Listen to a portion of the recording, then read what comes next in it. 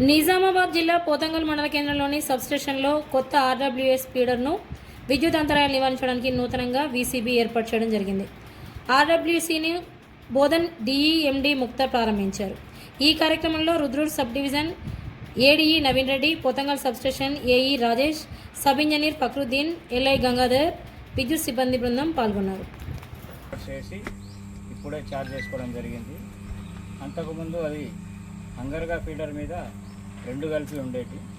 ఆ 2 ఉండడం వలన రెండిట్లో ఏదో ఒక ప్రాబ్లం వచ్చినా కూడా రెండిటికి ఇంటరప్షన్ వచ్చేది. అంటే ఇంటరప్షన్ తగ్గియాలనే ఉద్దేశంతో హంగర్గాకు సపరేట్ అయిపోయింది, అది ఉన్నది పాతది.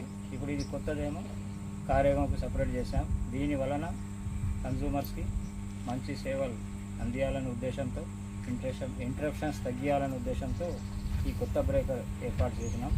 దీనికి దాదాపు ఒక 6 లక్షలు ఖర్చు పెట్టింది డిపార్ట్మెంట్.